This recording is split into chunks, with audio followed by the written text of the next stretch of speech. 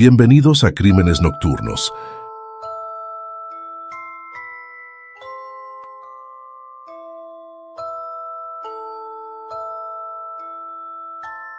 En 2006, la prisión estatal de San Quintín, en California, llevó a cabo la ejecución de uno de los reclusos más antiguos y peligrosos que habían pasado por sus celdas.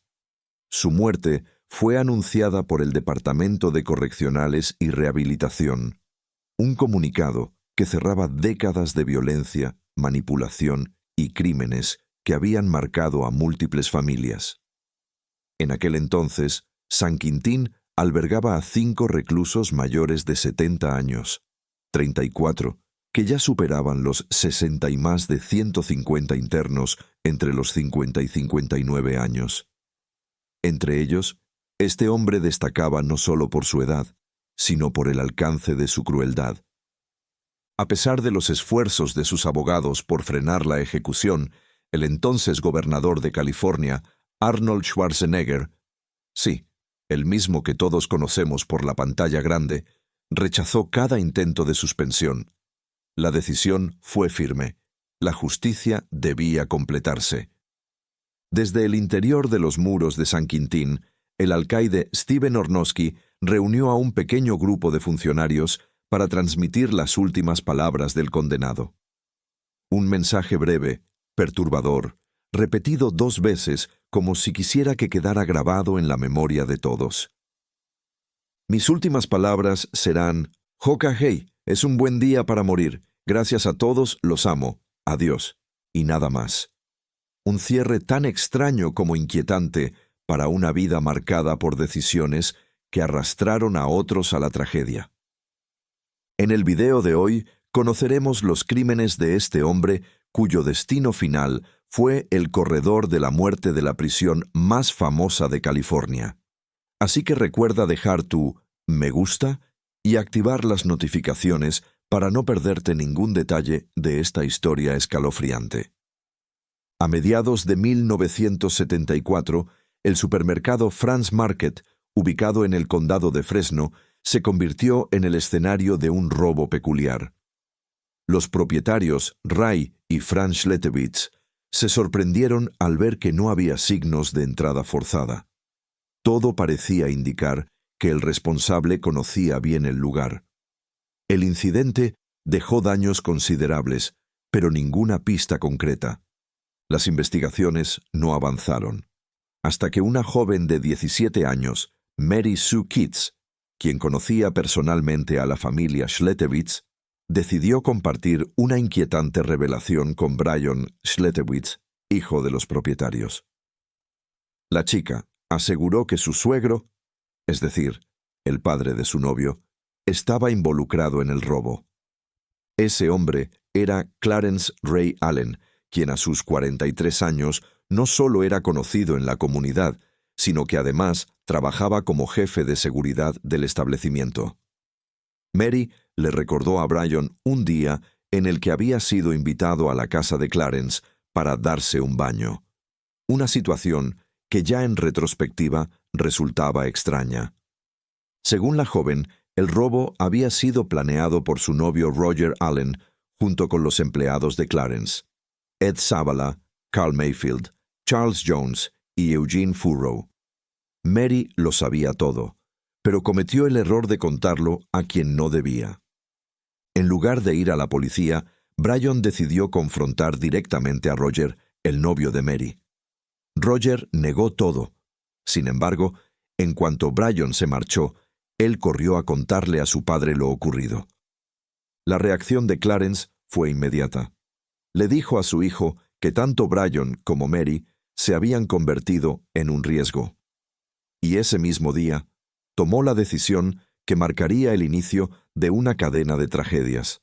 Ordenó a su empleado, Eugene Furrow, que asesinara a Mary Sue Kitts.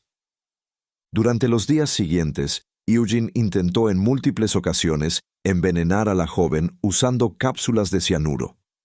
Todos los intentos fallaron. Clarence se comunicaba con él con la frialdad de un jefe que exigía resultados. Y una noche, Eugene confesó por teléfono que estaba a punto de encargarse de Mary. Clarence, sin emoción alguna, solo respondió: «Hazlo». Tiempo después se sabría que el cuerpo de Mary fue arrojado a un canal del condado de Fresno. Su desaparición se convirtió en un misterio que tomaría años en resolverse. Pasaron 4 años hasta que Eugene fue detenido por otro delito. Durante los interrogatorios, incapaz de soportar la presión, confesó su participación en el asesinato de Mary y señaló directamente a Clarence como el autor intelectual. Pero mientras eso ocurría, Clarence siguió construyendo un pequeño círculo criminal. Reclutó a 2 nuevos cómplices, Ellen Robinson y Benjamin Meyer. Al integrarlos a su grupo, dejó claras las reglas con una amenaza directa: «Si traen a alguien que nos delate, yo mismo los voy a destruir». Juntos llevaron a cabo un asalto a una tienda Kmart, un robo exitoso que, sin embargo, a Clarence no lo dejó satisfecho. Según Benjamin, Clarence incluso habló de deshacerse de Ellen Robinson por cometer errores durante el atraco. Antes de que Clarence actuara, su hijo Roger intervino. Sustituyó a Ellen por un nuevo cómplice, Larry Green, pero este cambio resultó ser peor. Durante un nuevo robo, Larry disparó a un empleado. La situación se descontroló y en la huida, tanto Benjamin como Larry fueron arrestados. Mientras tanto, la desaparición de Mary Sue Kitts seguía generando sospechas. Su cuerpo no había sido encontrado, pero el rumor de lo que había ocurrido comenzaba a extenderse. En 1978, cuando Eugene fue detenido por otro delito, la historia finalmente salió a la luz y él llegó a un acuerdo para colaborar con la policía. Declaró que Clarence lo había obligado a actuar por miedo. Temía que, si no obedecía, Clarence lo mataría, tal como había matado a Mary. El 16 de marzo de 1978, la policía detuvo a Clarence Ray Allen, acusándolo de asesinato en primer grado. Fue sentenciado a cadena perpetua. Pero la historia no terminaba ahí. En 2004, Eugene volvió a declarar. Esta vez reveló un detalle que heló la sangre de los investigadores. La semana del asesinato de Mary Sue Kitts, Clarence había convocado una reunión en su casa. Allí, frente a su hijo y sus empleados, afirmó que Mary debía morir por haber hablado demasiado. Se realizó una votación. Todos levantaron la mano, incluso su propio hijo. Eugene confesó que nadie lo hizo por convicción, sino por terror. Clarence se presentaba como un hombre con conexiones peligrosas y aseguraba que podía localizar a cualquiera, incluso desde la cárcel. Y un detalle muy pronto demostraría que no mentía. Los muros de la prisión no serían suficientes para detener los crímenes que Clarence planeaba desde las sombras. Cuando Clarence fue encarcelado en 1978, no tardó en establecer conexiones peligrosas entre los muros de la prisión. Uno de los primeros en caer bajo su influencia fue un interno llamado Billy Ray Hamilton, quien estaba a punto de obtener la libertad condicional. Clarence, astuto y manipulador, vio una oportunidad inmediata. Sin reservas, le encargó una misión mortal: eliminar a 8 testigos clave que declararían en su próximo juicio. Entre esos nombres figuraba también Brian Schletewitz, quien había logrado mantenerse oculto durante todos esos años. A medida que su relación avanzaba, Billy empezó a ser conocido con un apodo que lo marcaría para siempre: Country. Para Clarence, no era solo un aliado, era su perro de caza personal, alguien dispuesto a encargarse de los problemas más oscuros a cambio de dinero y protección. Pero Billy no fue el único. Clarence también reclutó a otro preso, Gary Brede, quien recuperó la libertad el 28 de julio de 1980. Poco después, un tercer hombre, Joseph Rainier también fue atraído a la órbita de Clarence, especialmente luego de escuchar la historia, contada por el propio Clarence, de que él había terminado en prisión en lugar de Eugene Furrow. Esta narrativa, cuidadosamente manipulada, le permitió a Clarence presentarse como víctima, reforzando la lealtad y el resentimiento entre sus nuevos soldados. En poco tiempo, Clarence dejó claras sus intenciones. Quería muertos a Eugene y a todos los testigos que podían hundirlo.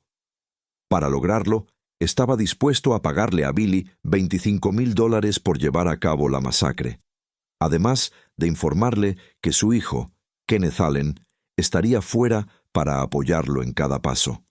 En agosto de 1980, Kenneth y su esposa visitaron a Clarence en prisión. Durante aquella reunión, Clarence les expuso sin rodeos todo el plan. Kenneth aceptó participar y se comprometió a abastecer de armas a Billy. A partir de ese momento, comenzaron a intercambiar cartas en las que Clarence detallaba el esquema homicida con precisión casi militar. Cuando Billy obtuvo finalmente la libertad condicional, Kenneth le envió dinero y un boleto de autobús hacia el condado de Fresno. Allí llegó el 4 de septiembre de 1980 y de inmediato fue recibido por Kenneth en su propio hogar. Ese día, Billy recibió una escopeta, un revólver calibre 32 y 7 cartuchos para ejecutar la misión. Ambos repasaron el plan y acordaron una sola excepción: no dañar a la madre de Eugene Furrow, Shirley Dockel, quien estaba colaborando con los esfuerzos para localizar a algunos de los testigos que Clarence quería eliminar. Billy pasó las horas siguientes esperando a su novia, Connie Barbo, quien llegaría más tarde al condado de Fresno. Testigos que la conocían declararon después que Connie, sin mostrar remordimiento, había comentado que podía obtener miles de dólares en efectivo y drogas solo por acabar con la vida de una persona. Esa misma noche, el 4 de septiembre, Billy y Connie se dirigieron al supermercado Franz Market. Sin embargo, al llegar, se encontraron con un joven de 15 años a quien Connie se negó a matar, por lo que decidieron retirarse. Pero la compasión duró poco.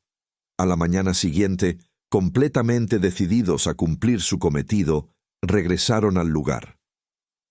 Ambos esperaron pacientemente dentro del supermercado a que los clientes terminaran sus compras y se marcharan. Cuando la tienda quedó en silencio, Billy tomó la escopeta y Connie empuñó el revólver calibre 32. Con movimientos rápidos y controlados, obligaron a los empleados a dirigirse al almacén.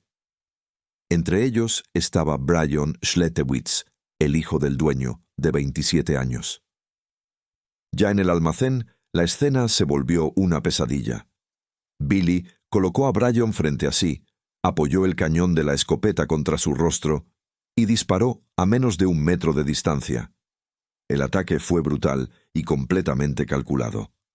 Acto seguido, miró al joven empleado Douglas White, de 18 años, y le preguntó con frialdad: «Bueno, muchachote, ¿dónde está la caja fuerte?». Douglas, aterrorizado, respondió con sinceridad: «No hay ninguna caja fuerte». Billy apretó el gatillo y disparó contra él, hiriéndolo en el cuello y el pecho. Josephine Rocha, de 17 años, otra empleada que había presenciado la masacre, rompió en llanto. Billy no dudó ni un instante y le disparó 3 veces. El único que intentó escapar fue Joe Hills, que corrió hacia el baño. Billy disparó en su dirección, alcanzándolo en un codo. Mientras el caos se desataba en el almacén, un vecino y amigo de la familia Schletewitz, Jack Abbott, escuchó los disparos. Armado con su pistola, corrió hacia el supermercado. Al llegar, encontró a Billy saliendo del lugar. Le disparó y logró herirlo en el pie, lo que obligó a Billy y a Connie a escapar cojeando. Cuando la policía llegó, encontraron a Joe Hills herido dentro del baño. No había más sobrevivientes. Una semana después, el rastro de sangre llegó a su fin para Billy Hamilton. Fue detenido durante un intento fallido de robo a una licorería. En su poder encontraron una lista con las direcciones de 8 personas, las mismas que Clarence había marcado para ejecutar. Tras descubrir que todas eran testigos en el caso de Clarence Ray Allen, la policía lo interrogó nuevamente. Clarence negó toda implicación, pero ya nadie le creía. Durante el juicio, Billy fue condenado por 3 asesinatos, un intento de robo y 2 agresiones con arma mortal. El 2 de marzo de 1981, el Tribunal Superior del Condado de Contra Costa dictó sentencia. Clarence Ray Allen sería enviado al corredor de la muerte.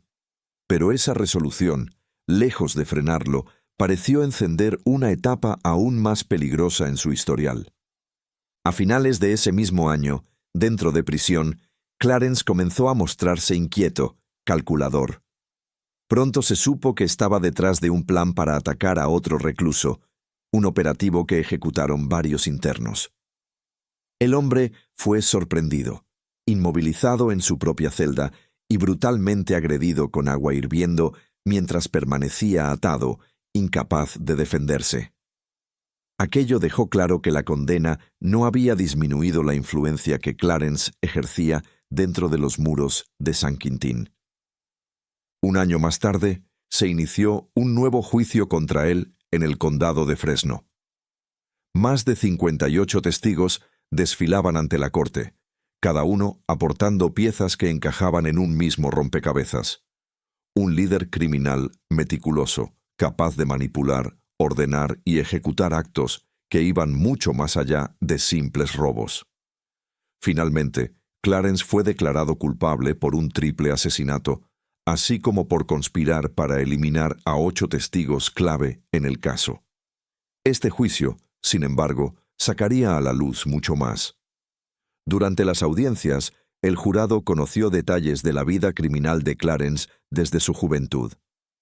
Según la fiscalía, su historial era mucho más extenso de lo que inicialmente se creía. En agosto de 1974, había dirigido un atraco a una joyería en Fresno, llevándose piezas valoradas en $18,000.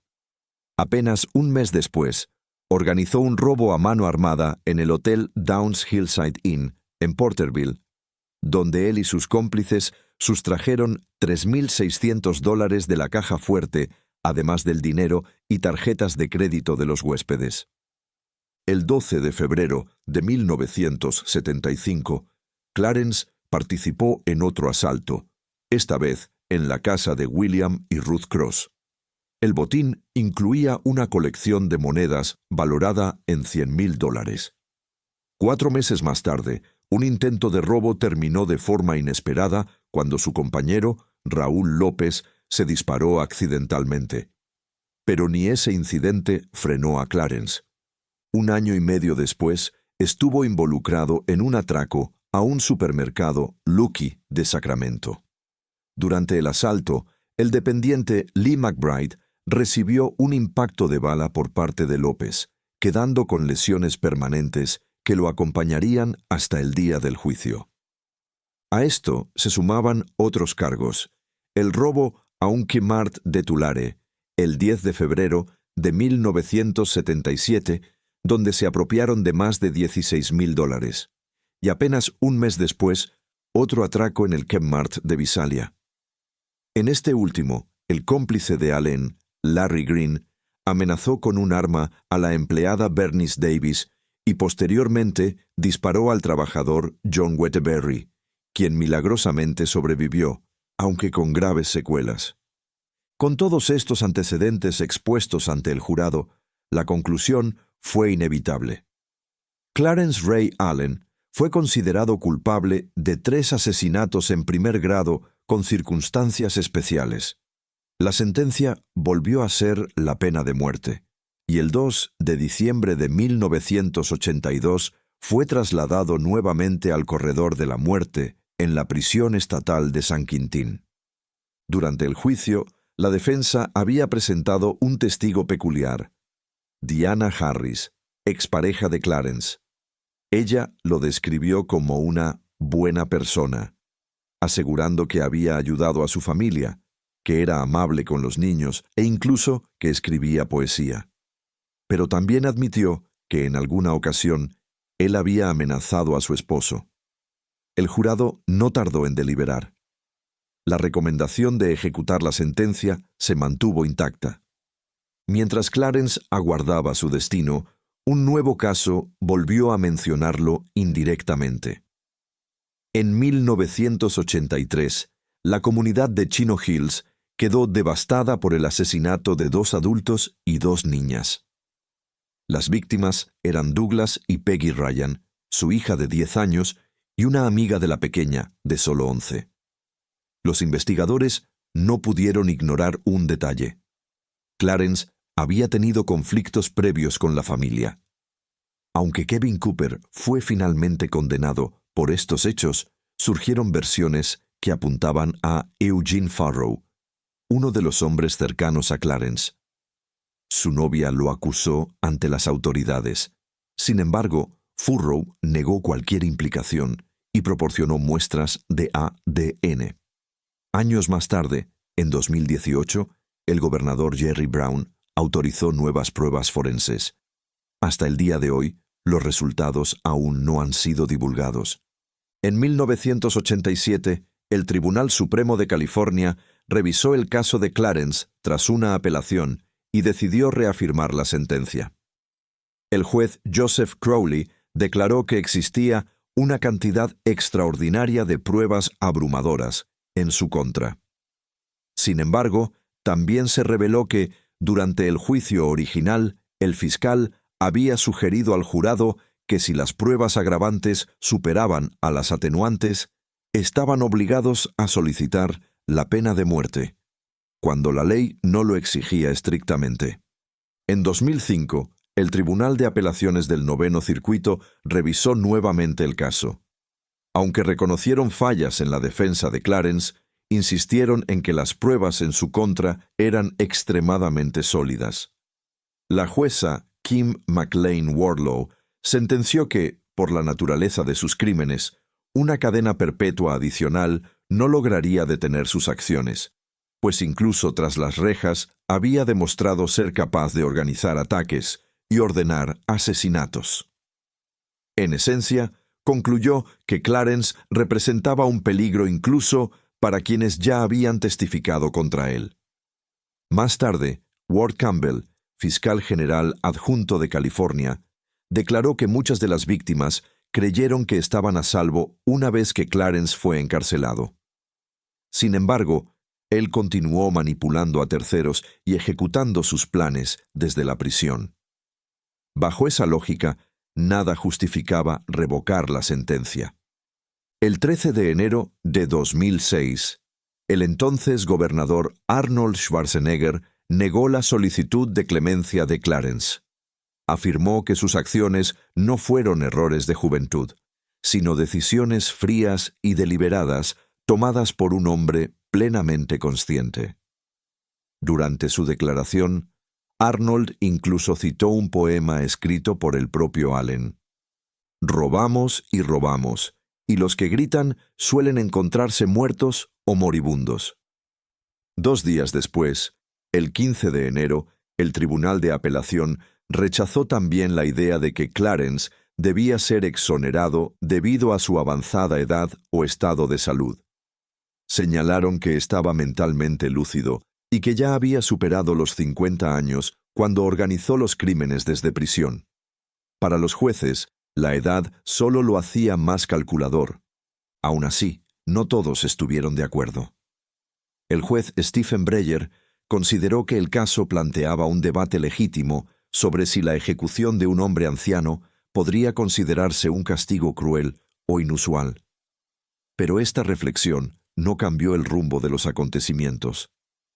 Finalmente, a las 12:38 de la madrugada del 17 de enero de 2006, un día después de cumplir 76 años, Clarence Ray Allen fue ejecutado mediante inyección letal.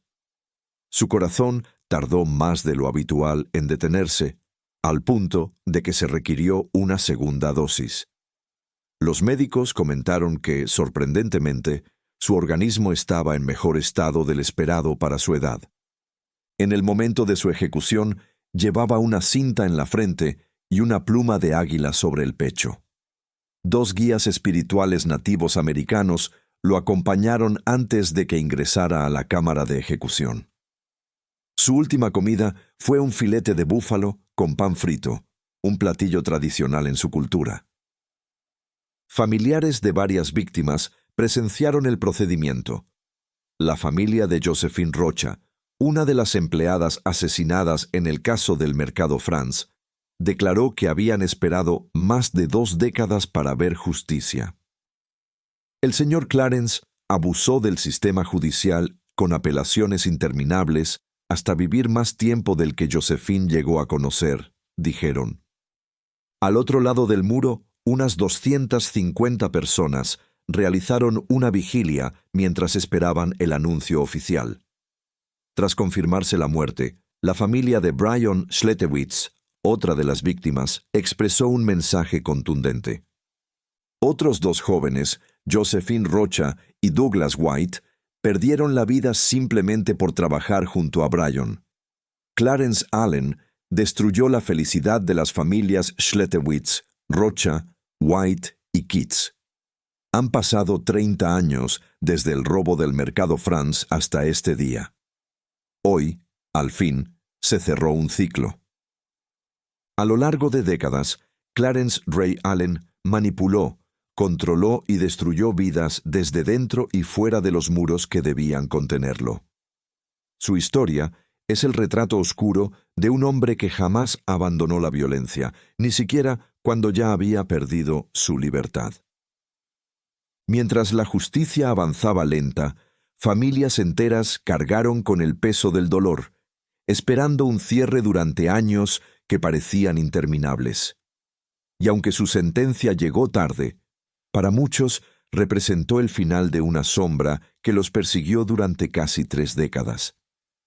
Clarence murió creyendo que su espíritu permanecería libre, pero la huella que dejó es una advertencia inquietante. Hay criminales cuya influencia no termina con un arresto, ni siquiera detrás de un muro de máxima seguridad. Su nombre quedará escrito entre los casos más fríos y perturbadores de la historia criminal estadounidense. Y nosotros solo podemos preguntarnos, ¿cuántas historias como esta siguen escondidas, esperando ser descubiertas? Si este caso te estremeció, te invito a dejar tu opinión en los comentarios, suscribirte y activar la campanita para que juntos sigamos explorando los rincones más oscuros de la mente humana. Porque aquí la noche se llena de susurros y las sombras guardan secretos.